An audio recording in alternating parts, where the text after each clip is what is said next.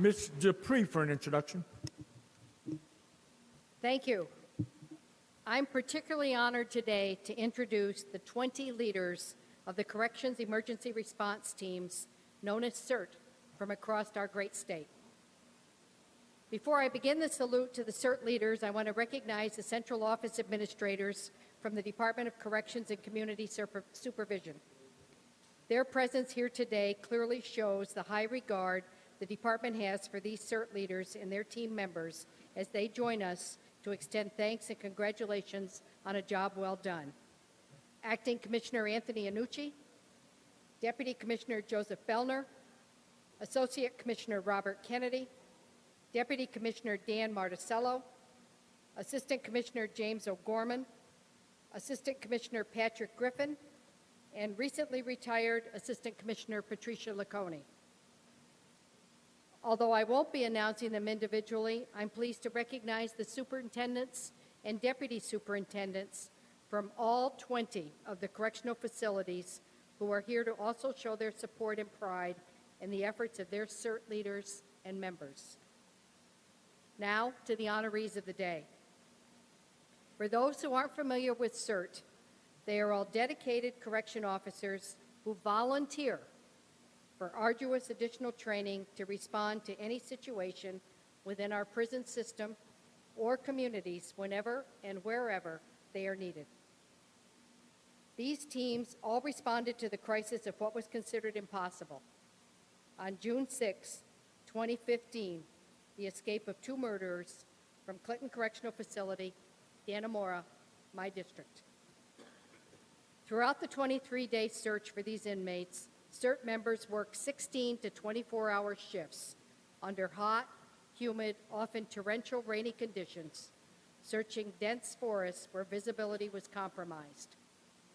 In fact, frequently, they couldn't see more than an arm's length in any direction. They traversed through swamps and water over their knees, at times up to their chests, in some of the North Country's most difficult terrain, often without any radio communication or contact with other law enforcement agencies. In addition to the difficult terrain, and if you haven't been in the North Country in June, let me tell you, they contended with brazen black flies and ticks as these CERT members carried the overwhelming load of being in the trenches and on roadblocks. When they finally finished their deployments late at night, they were seen with duct tape on their boots, suffering from dry rot on their feet, victims of various sprains and muscle injuries, to sleep on cots in a closed prison or former school gymnasium, and ready to start all over again after just a few hours of rest. I am incredibly proud of my North Country constituents who stepped up to provide home-cooked meals, boot dryers and warmers, socks, toiletry supplies, and whatever was needed to acknowledge the courage of CERT until their job was successfully completed and the North Country, as well as the rest of New York State, neighboring states, and Canada were safe. These CERT members were boots on the ground in the North Country for all or part of the 23-day search. They all sacrificed precious time with family and friends, missing birthdays, weddings, graduations, sporting events, the comfort and love of those who were worried about them in order to protect and serve the public. I'm now going to proudly and with deep gratitude from my constituents, and certainly personally from me, introduce these CERT leaders, as each individual deserves recognition for his dedication and service as the leader, but also on behalf of the hundreds of CERT members across this state. I first introduced the Department of Corrections and Community Supervision Colonel Dennis Bradford, Director of CERT Operations. The 2 CERT leaders from the Escape Region, Clinton Correctional Facility, Lieutenant Daryl Bernard, represented today by Sergeant Gray McCaslin. Upstate Correctional Facility, Lieutenant Steve Sauls. Albany CERT, Albany Training Academy, Captain James Noth, Field Commander, Lieutenant Carl Pierce, Team Leader. Attica, Lieutenant Thomas Monin. Auburn, Lieutenant Mark Valentino. Bedford Hills, Sergeant Dean Rabideau. Collins, Lieutenant Gary Schoenthaler. Coxsackie, Lieutenant Gerald Miggs. Eastern, Lieutenant Michael Harms.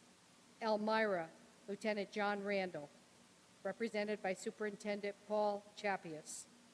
Fishkill, Lieutenant Jamie Glasspool and Lieutenant Joseph Watzweiler. Governor, Lieutenant Robert Taro, represented by Sergeant Scott Cleveland. Great Meadow, Sergeant Michael Hoy. Greenhaven, Lieutenant Orazio Bucalo. Midstate, Lieutenant David Stretzpeck. Mohawk, Lieutenant Stephen Otto. Ogdensburg, Lieutenant Kenneth Buckley. Sing Sing, Lieutenant Anthony Pontan. Wallkill, Lieutenant Gerald Gardner. Woodburn, Lieutenant William Meade, represented by Lieutenant William Hollering. As you know, we will be doing a privileged resolution at the end of session today, and each of these gentlemen and the superintendents will receive an engrossed copy.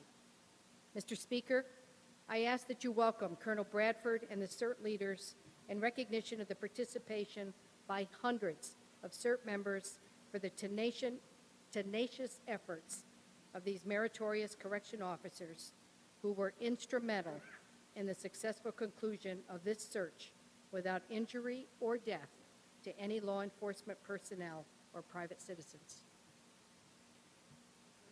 Certainly, on behalf of Mr. Dupree, the Speaker, and all the members, we welcome both administrators, commissioner, CERT team leaders, all of you here to the New York State Assembly. We extend to you the privileges of the floor. I congratulate you on the work that you have done in order to keep our community safe. Thank you for that ongoing effort and wish you well as you continue your careers. Thank you so very much.